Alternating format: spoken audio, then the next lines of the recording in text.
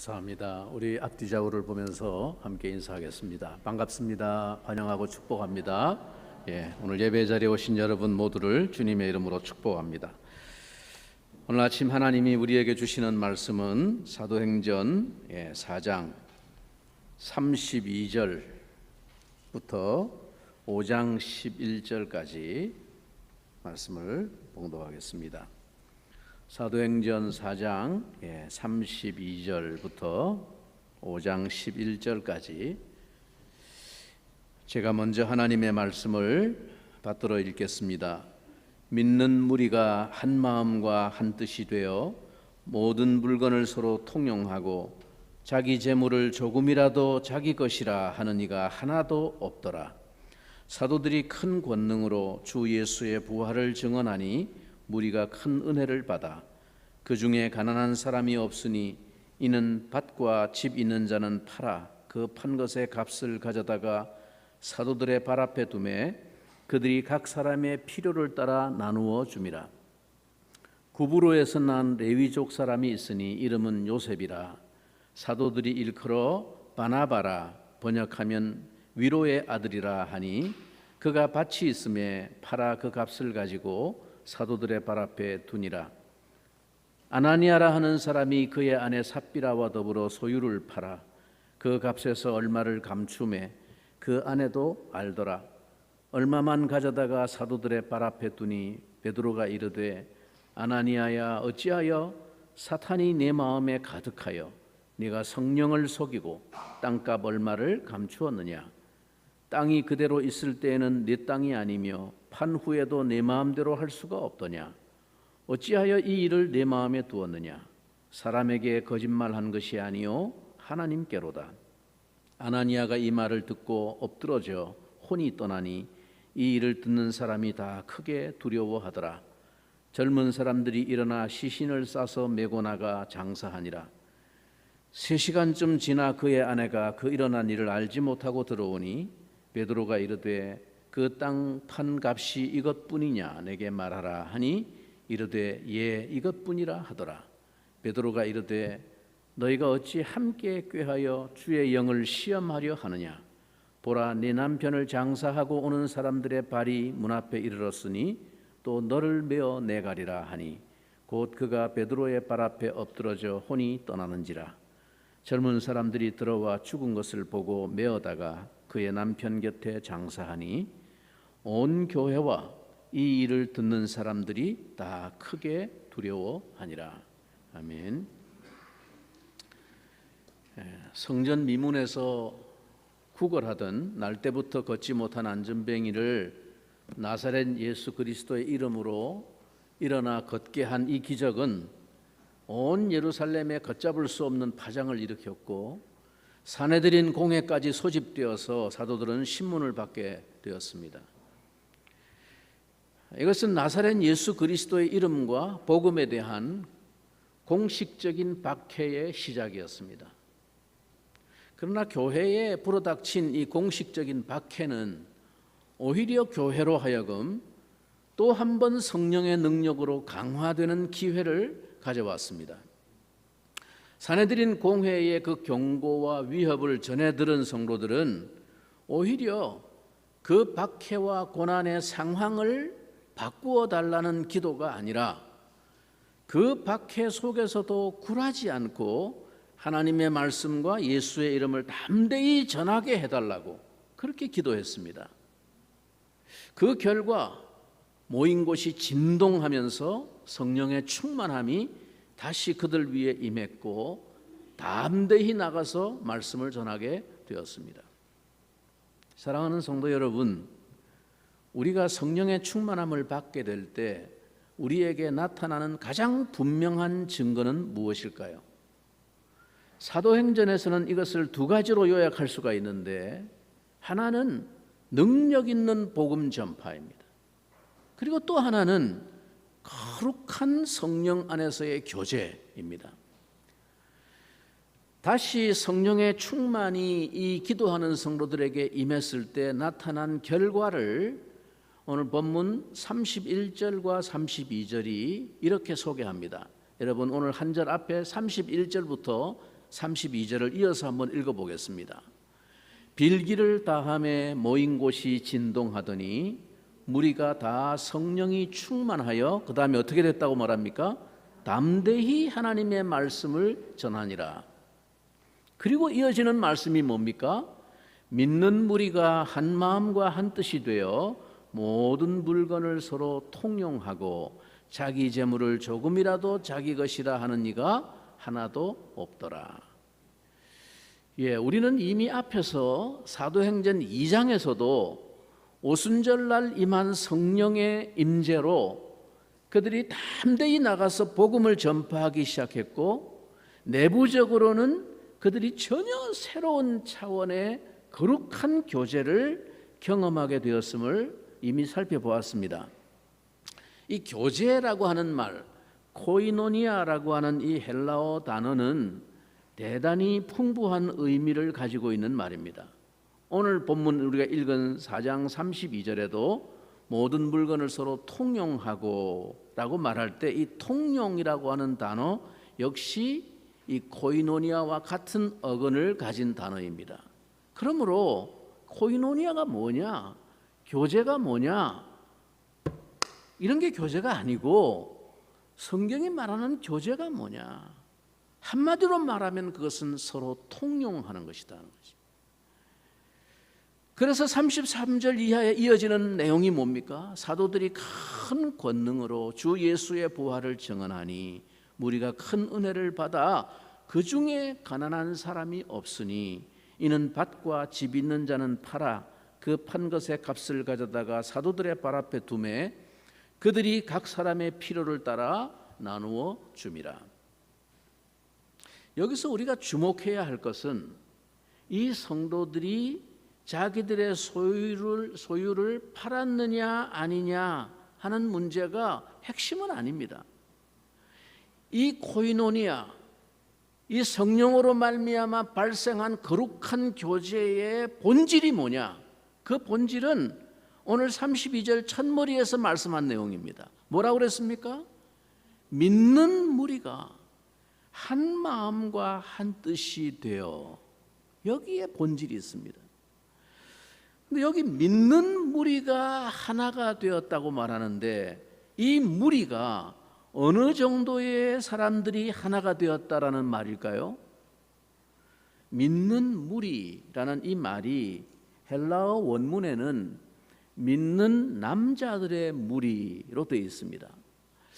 여러분, 이 말은 문맥상으로 그 앞에서 솔로몬 행각에서 행한 베드로의 설교를 듣고 그날 믿은 사람이 몇 명이라고 그랬습니까? 믿는 남자의 수가 5,000명이나 되었더라 라고 말했던 그 믿는 남자 5,000명을 가리키는 말로 연결이 됩니다. 즉, 이 새롭게 믿은 신자 5,000명은 이전에 오순절날에 베드로의 설교를 듣고 회개하고 세례받은 3,000명의 신자 공동체가 앞에서 보여준 사도행전 2장 42절 이하 47절에 나온 그 아름다운 교제의 모습을 그대로 본받아 그들도 그렇게 행했다라는 내용이 오늘 4장에 소개된 내용입니다. 자, 2장 42절에 그날 소개되었던 내용이 어떤 내용입니까? 다시 한번 들어보십시오. 그들이 사도의 가르침을 받아 서로 교제하고 떡을 떼며 오로지 기도하기를 힘쓰니라. 사람마다 두려워하는데 사도들로 말미암아 기사와 표적이 많이 나타나니 믿는 사람이, 여기 믿는 무리라는 말입니다. 믿는 사람이 다 함께 있어 모든 물건을 서로 통용하고 또 재산과 소유를 팔아 각 사람의 필요를 따라 나눠주며 날마다 마음을 같이하여 성전에 모이기를 힘쓰고 집에서 떡을 떼며 기쁨과 순전한 마음으로 음식을 먹고 하나님을 찬미하며 또 온 백성에게 칭송을 받으니 주께서 구원받는 사람을 날마다 더하게 하시니라. 여러분, 오늘 읽은 이 본문 4장에서 소개하는 내용과 똑같지 않습니까? 여러분, 주님의 교회가 건강하고 힘있게 세워져 가는 데 있어서 먼저 믿고 그 교회의 기초가 된 성도들의 모습이 얼마나 중요한지 모릅니다. 뒤에 믿고 들어온 믿는 무리들이 그들을 보면서 신앙생활, 교회생활은 이런 것이구나, 그것을 보고 그들도 함께 그 가운데 하나가 되어 거룩한 성도의 교제를 이루게 되었다 하는 말입니다. 사랑하는 성도 여러분,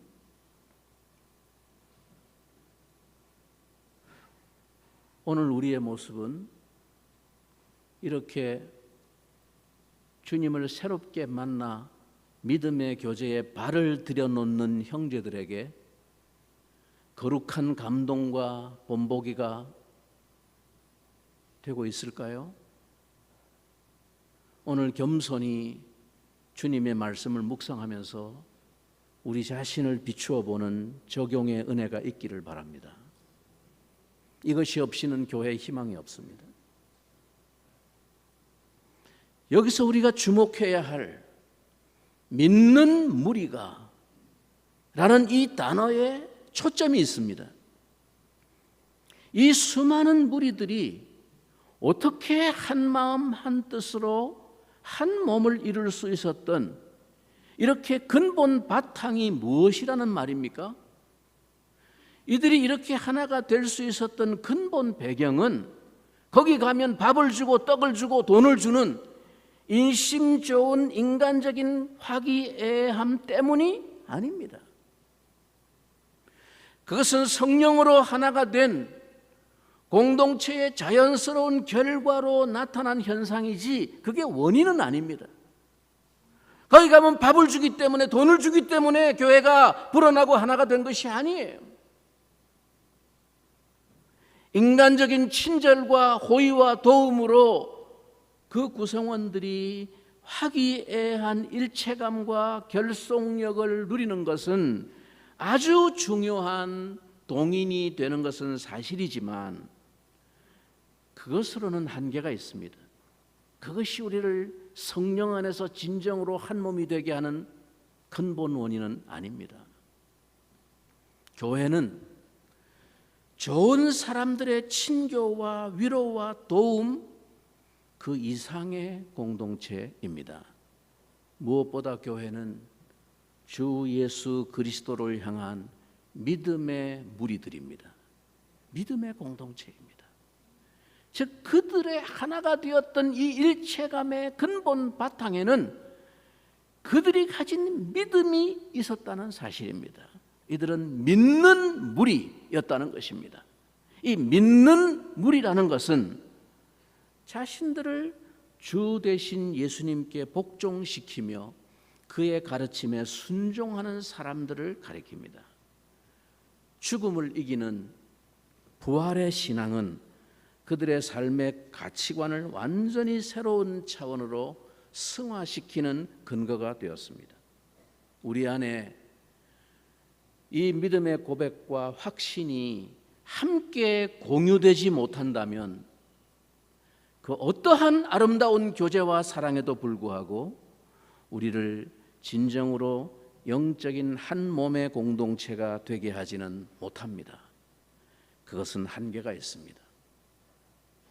오늘날의 교회가 이처럼 사도행전의 교회와 같은 위력을 갖지 못하고 있는 이유는 바로 여기에 있습니다. 오늘날 교회는 모든 구성원 무리들이 다 이 믿음의 고백과 확신의 일치를 가지고 있지 못한 것이 현실입니다. 안 믿는 사람 많습니다. 교회 안에. 믿음이 없는 사람이 오늘날 교회 안에 많이 있습니다. 그들을 다 믿는 무리라고 말하기가 어려운 것이 오늘날 교회의 현실입니다. 그렇기 때문에 사도행전이 보여주는 것과 같은 진정한 성령 안에서의 한 몸이 되어지는 거룩한 일체의 공동체가 이루어질 수 없는 것이죠. 근본이 다른데. 그 어떤 인간적인 노력과 프로그램과 조직의 개선으로도 그것만으로는 근본적으로 우리를 이런 놀라운 역사를 나타내는 진정한 하나님의 공동체를 만들지 못합니다. 나사렛 예수 그리스도의 이름 앞에 진정한 회심과 믿음의 역사를 가진 믿는 무리에게만 이 능력은 나타나게 됩니다. 나는 오늘 진실로 이 말씀을 듣는 우리 모든 회중 가운데 먼저 이 은혜가 반드시 임하기를 간절히 축원합니다. 이 확실한 회심의 체험과 믿음의 고백이 없이 이어지는 교회 생활은 아무리 오래되고 친숙해지고 가까워져도 진정한 성도의 하나됨으로 나아가는 거룩한 교제와 헌신이 부담이 되고 짐이 될 뿐입니다. 제자들은 영적인 것이 물질적인 것보다 우위에 있다고 하는 확신 속에 살았습니다. 그들 안에 있는 성령의 생명이 물질의 소유의 문제를 우리의 삶의 1차적인 문제가 아니라 2차적인 문제로 바꾸어 놓았던 것입니다. 그래서 소유를 아끼지 않았던 것입니다. 여러분, 정말 여러분에게 있어서 소유의 문제가 2차적인 문제입니까? 정말 영적인 문제가 물질적인 문제보다 여러분 삶의 우선적인 가치로 작동하고 있습니까? 우리의 삶의 모습을 사람들이 볼 때 정말 저 사람들은 그렇게 살아가는 사람들이라고 여겨질까요? 이 거룩한 교제 코이노니아의 능력은 결코 인위적인 강요나 형식적인 모방으로 채워질 수 없으며 오직 은혜에 의존하는 자연적인 결과입니다. 그것을 분명하게 보여주는 두 실예를 오늘 말씀이 대조적으로 소개하고 있습니다. 우선 그 아름다운 교제의 한 대표적인 실예를 바나바라는 인물을 통해 소개하고 있습니다. 오늘 본문에 보면 바나바만 그렇게 바친 게 아니에요. 그때 모든 사람들이 자기 소유를 팔아서 니것 내것 할 것 없이 사도들의 발 앞에 다 갖다 놓고 어려운 사람, 필요한 사람의 필요를 따라 다 나누어줘. 그래서 그 공동체 안에 가난한 사람이 하나도 없어졌다. 그렇게 말씀합니다. 그러니까 바나바만 특별히 이렇게 한 게 아니에요. 그런데 그 대표적인 한 실예를 바나바를 통해서 말하는 겁니다. 36절 구브로에서 난 레위족 사람이 있으니 이름은 요셉이라 사도들이 일컬어 바나바라 번역하면 위로의 아들이라 하니 이 사람의 본명이 뭐였다고요? 요셉이었습니다. 근데 여러분 바나바 그러면 다 기억하지만 알지만 요셉 그러면 누구지? 어떤 요셉을 말하는 거지? 우리가 다 모릅니다. 왜? 이 사람 부를 때 요셉이라고 안 부르니까 그냥 바나바라고 부르니까. 자, 이건 뭘 말합니까? 본명이 분명히 있었는데 그에게는 사도들이 붙여준 영광스러운 별명이 있었습니다. 그의 이름은 오히려 이 별명으로 사람들에게 통용될 만큼 이 별명은 그의 본명보다 더 유명하게 사람들 사이에 인상을 남겼던 그의 사람 됨됨이를 보여주고 있습니다. 즉 이 바나바라고 하는 이름이 오늘 우리말로 뭐라고 번역되어 있습니까? 위로의 아들이라. 여러분, 성도가 이 땅에 살면서 이보다 더 영광스러운 이름을 얻을 수 있을까요? 이것은 자기가 지은 이름도 아니고 부모가 날 때부터 지어준 이름도 아니었습니다. 그것은 함께 옆에서 신앙생활을 하며 믿음을 가지고 한 마음과 한 뜻이 되어 교제하고 있는 이 주의 형제들로부터 듣게 된 별명이었다는데 더 영광스러운 의미가 있는 것입니다. 사람들이 다 이 사람 보면 그렇게 생각했다는 거. 저 사람 참 위로의 사람이야. 저 사람. 사도들이 요셉을 그렇게 부르기 시작한 것은 위로의 아들 이렇게 부르기 시작한 것은 그와의 교제를 통해서 그에게서 배어나오는 인격과 성품을 본 결과입니다. 저 사람은 위로의 아들이다.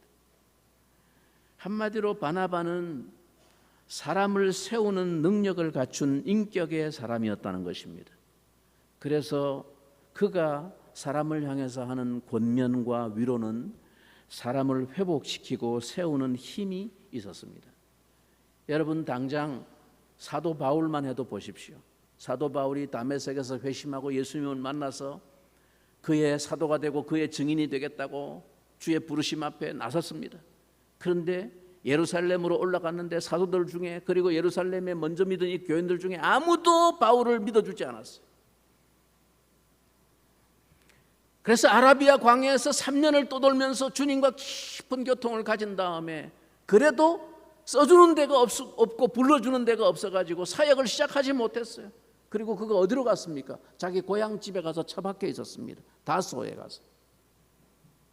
그렇게 찌그러져 있는 바울을 친히 찾아가서 안디옥 교회의 사역자로 파송받은 바나바가 바울을 친히 찾아가가지고 와서 함께 일하자고 권면하고 위로하여 세운 사람이 바나바입니다. 훗날 선교 여행을 다니다가 바나바의 생질 마가가, 젊은 마가가 고생을 이기지 못하고 중도에 포기하고 돌아갔습니다.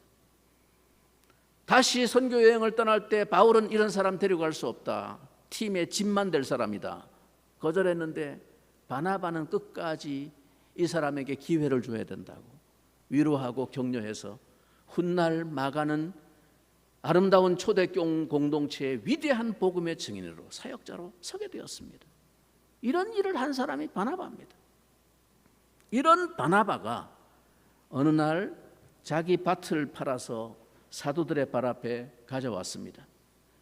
결코 그의 행동은 가식이 아니었고 허영된 명예심의 발로가 아니었습니다.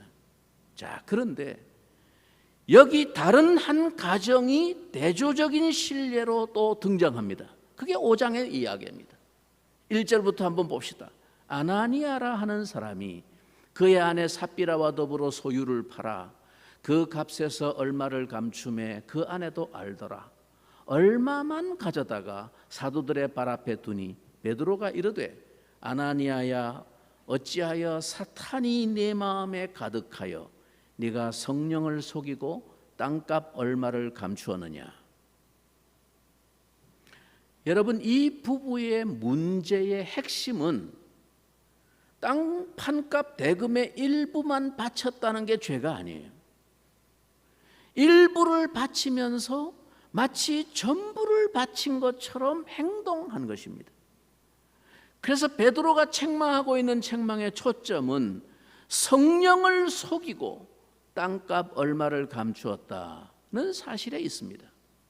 즉, 그들이 돈을 바친 동기는 그들의 위선적인 자아의 허영심과 사람들의 칭송을 탐하는 헛된 명예욕을 채우기 위한 것이었습니다. 위선이란 불순한 의도로 가면을 쓰고 사람들로 하여금 자신을 실제보다 더 신령한 사람으로 생각하도록 애쓰는 것입니다. 아마 교회는 앞서 바나바가 드린 후한 헌금을 인하여 하나님을 찬양하고 그 사랑의 격려와 감사를 나타냈을 것입니다. 그때 아나니아의 마음에 사탄이 속삭였던 것입니다. 너도 저런 명예를 얻고 교회에서 유력한 사람으로 행세할 수 있어. 여러분, 언제나 이 지상의 교회에서 아름다운 성도의 신령한 교제를 오염시키고 세속화시키는 사탄의 미혹은 이렇게 한 사람의 틈을 통해 찾아옵니다. 우리가 언제나 성령의 충만함, 성령의 인도와 다스림에 철저하고 전적으로 집중하지 않을 때 우리에게는 언제나 육신의 틈이 찾아올 수 있습니다. 주께서 교회의 새 시대가 열리는 이 역사의 벽두에 죄를 단호하게 심판하신다는 점을 우리가 주목해야 합니다. 여러분, 구약 시대에도 성막이 건립된 직후에 이스라엘 백성 공동체가 이스라엘 구약 교회가 시작하는 벽두에 하나님의 명령대로 따르지 아니하고 다른 불을 드리려고 했던 나답과 아비후를 하나님은 그 자리에서 죽이셨고, 이스라엘이 여호수아의 인도를 따라 가나안 땅에 드디어 약속의 땅에 들어가서 여리고를 점령하고 파죽지세로 다음 성을 점령하러 나갈 때 하나님의 백성을 새롭게 세워가시는 그때 아간이라고 하는 한 사람의 숨은 범죄를 하나님이 들추어내시고 그 자리에서 죽이심으로 온 이스라엘 백성 가운데 경고를 삼았던 사건을 우리는 기억합니다. 여러분, 구약의 이 아간의 죄와 오늘 신약교회가 시작되어질 때 일어난 이 아나니아의 죄는 구약교회와 신약교회가 각각 새롭게 시작되는 시점에서 발생한 사건으로 많은 점에서 유사한 교훈을 시사하고 있습니다. 거룩한 교제를 더럽히는 죄에 대한 정화였습니다. 여러분, 하나님께서 우리의 교제를 얼마나 특별하게 보시는지를 알아야 합니다. 성도들의 눈에 그럴듯해 보였던 이 한 부부의 비참한 죽음은 성도들에게 경종을 울렸습니다. 이 부부가 한날에 3시간 간격으로 하나님의 즉각적인 징벌로 죽은 이 사건은 모두에게 큰 두려움을 주었습니다. 사람들은 이로써 교회가 단순히 우리들만의 모임이 아니고 우리 안에 성령이 내주하고 계시는 성령의 거룩한 공동체임을 깊이 인식했을 것입니다. 교회는 아울러 성령의 공동체를 이끄는 사도들을 속이는 것은 성령을 속이는 것과 같다는 사실을 가슴 깊이 새겼을 것입니다. 일견 우리가 생각할 때 한순간의 그 잘못에 대해서 너무 가혹해 보이는 이 징벌은 어떤 의미를 가지고 있을까요? 사실 우리 모두는 하나님의 크신 긍휼과 자비하심으로 오늘도 살고 있습니다. 만일 오늘도 매번 우리의 한 번의 죄악에 대해서 이처럼 즉각적인 징벌을 내리신다면 우리는 아무도 살아있을 자가 없습니다. 이 무서운 징계는 어디까지나 하나님의 백성을 경계하는 데 목적이 있습니다. 구약의 아간의 한순간의 죄악에 대해서 온 일족이 몰살하는 그토록 엄중한 심판을 이스라엘 백성들이 보는 앞에서 행하셨던 까닭도 바로 그것입니다.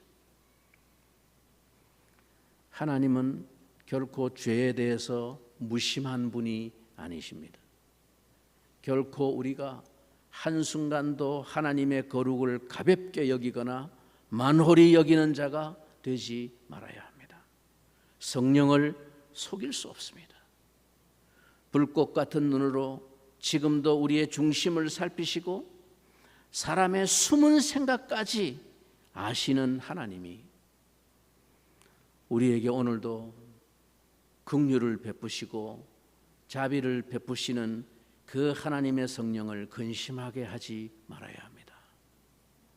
하나님은 언제라도 당신의 주권을 따라 자기 백성들의 거룩을 위해서 죄에 대한 무서운 징벌의 본보기를 보이실 수 있음을 기억하면서 겸손한 경계와 성찰을 잃지 않아야 하겠습니다.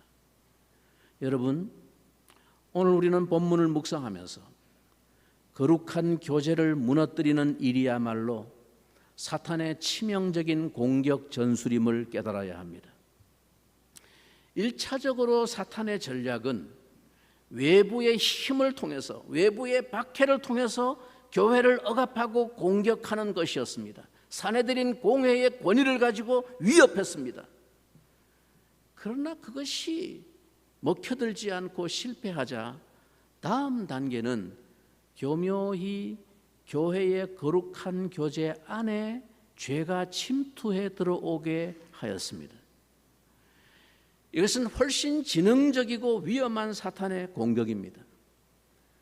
외부로부터 오는 위험은 우리가 볼 수 있지만 내부에서 일어나는 위험은 훨씬 감지하기가 어렵고 훨씬 미묘하고 위험스러운 것입니다. 지금까지 교회의 역사는 주로 외부의 공격보다는 내부에서 일어난 시험으로 인해서 부단히 해를 입어오고 실패를 경험해 왔음을 기억해야 합니다. 이것이 바로 이토록 무섭게 아나니아 삽비라를 치리하신 성령님의 뜻이기도 합니다. 성령의 역사 속에는 거짓이 함께 살 수 없습니다. 순결한 교회만이 능력 있는 교회입니다. 교회를 순결하게 만드는 유일한 능력은 내주하시는 성령의 능력입니다. 사랑하는 성도 여러분, 진지하게 오늘 말씀의 교훈을 묵상해 보십시오. 진실로 여러분에게 호소합니다. 교회의 거룩을 지켜가는 진정한 성도의 교제가 무엇입니까? 믿음 안에서 한 마음과 한 뜻으로 진정한 성도의 영적 하나됨을 이루어 음부의 권세가 이길 수 없고 사탄이 흔들 수 없는 진정으로 강력한 하나님의 교회를 이루는 길이 무엇입니까? 그것은 오직 성령 안에서의 순전함과 진실함입니다. 신앙의 본질을 붙드는 믿음이 아니고는 아무것도 소용이 없습니다. 우리는 자꾸만 우선 사람을 좀 붙들기 위해서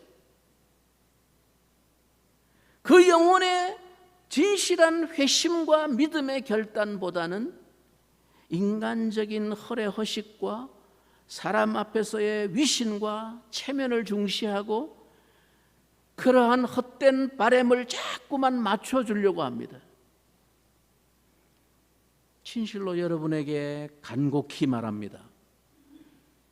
그런 것으로는 절대로 한 영혼을 성령의 한 몸으로 세우지 못합니다. 정말 한 영혼을 사랑하고 진실로 돕는 것은 그런 것이 아닙니다. 그런 헛된 욕망으로는 절대로 성령 안에서의 거룩한 교제의 공동체를 세울 수 없고 지킬 수 없습니다. 아무리 교회 생활 연수가 오래되었어도 정말로 먼저 진실한 회심과 믿음이 필요한 사람이 교회 안에는 있습니다. 그런 사람에게 자꾸만 인간적인 위신과 체면의 헛된 욕망에 화답을 하는 것은 진실로 한 영혼을 살리는 거룩한 성도의 교제가 아닙니다. 그런 거칠애로 채워진 신앙은 그야말로 사탄이 가지고 노는 놀이개요 밥이 될 뿐입니다. 영화 곡성의 유명한 대사 무엇이 중헌디 그것을 늘 되새겨보면 좋겠습니다. 정말 뭐가 중요한 것이냐. 베드로와 사도들은 이토록 예민하게 성령의 마음을 읽는 죄에 대한 민감함을 가지고 깨어 있었습니다. 베드로는 전혀 죄와 거짓과 위선에 타협하지 않았습니다. 깨어있는 교회에 사탄의 전략은 성공할 수 없습니다. 그렇게 하면 오늘 우리는 사람을 잃을 것 같고 교회가 시험에 들 것 같은데 결과는 정반대였습니다. 여러분, 그 결과 주의 교회에 나타난 더 놀라운 능력과 부흥의 역사를 보십시오. 오늘 본문에 이어지는 12절 이하의 내용을 보십시오. 어떤 결과가 일어났는지 12절부터 16절을 우리 같이 한번 한 목소리로 읽어보겠습니다. 사도들의 손을 통하여 민간의 표적과 기사가 많이 일어나며 믿는 사람이 다 마음을 같이하여 솔로몬 행각에 모이고 그 나머지는 감히 그들과 상종하는 사람이 없으나 백성이 칭송하더라. 믿고 주께로 나오는 자가 더 많으니 남녀의 큰 무리더라. 심지어 병든 사람을 메고 거리에 나가 침대와 요 위에 누이고 베드로가 지날 때에 혹 그의 그림자라도 누구에게 덮일까 바라고 예루살렘 부근에 수많은 사람들도 모여 병든 사람과 더러운 귀신에게 괴로움 받는 사람을 데리고 와서 다 나음을 얻으니라. 죄와 타협하지 아니하고 교회의 거룩과 진실을 지킨 이 결과, 성도의 교제가 오염되지 않도록 지킨 결과, 사람을 잃어버리고 교인들이 시험 든 것이 아니라 더 놀라운 진정한 부흥을 가져왔다는 사실을 성경이 우리에게 증언해 주고 있습니다. 오늘 우리가 이러한 삶을 살지 못하는 이유는 어디에 있을까요? 우리는 신앙에 있어서 이들이 가졌던 그 순수함을 잃어버렸고 많은 거짓의 요소가 우리 안에 뒤섞여 있으며, 그러므로 우리가 성령의 하나 되게 하신 것을 지키지 못하고 우리가 하나라는 위대한 사실을 실감하지 못하고 있기 때문입니다. 이런 삶을 가능케 하는 능력을 오늘 우리가 상실하고 있는 것입니다. 그러면서 오늘날 교회가 부흥하지 않는다고 한탄하는 것은 위선이고 모순입니다. 우리가 모두 다시 한번 성령의 충만을 간절히 사모하며 기도하고 믿음의 고백과 확신이 우리 공동체의 바탕이 되어 믿는 무리가 서로 교통하며 한 몸을 이루는 거룩한 성도의 교제가 이런 진정한 부흥을 가져올 줄로 믿습니다. 우리가 먼저 교회의 거룩을 보존하도록, 성령을 근심하게 하고 거스르는 죄가 틈타지 못하도록 내 안에 모든 숨은 허영과 인간적인 체면과 명예의 거짓을 버리고 늘 겸손함과 순전한 마음으로 성령의 인도를 받는 믿는 자들의 교제, 믿는 무리의 공동체가 되기를 우리 주님의 이름으로 축원합니다. 우리 같이 한번 오늘 말씀을 마음에 담고 한번 한 통성으로 우리 같이 한번 기도하면 좋겠습니다. 우리가 이 사도행전의 교회가 가졌던 거룩한 성도의 교제를 우리도 꿈꾸게 하시고 그 역사를 사모하면서 내 자신부터 성령의 충만함 속에서 인간적인 위신과 명예보다 진실한 사랑과 헌신으로 공동체를 섬기는 결단을 하게 해 주시옵소서. 우리 한번 통성으로 같이 기도하도록 하겠습니다. 살아계신 주 하나님, 우리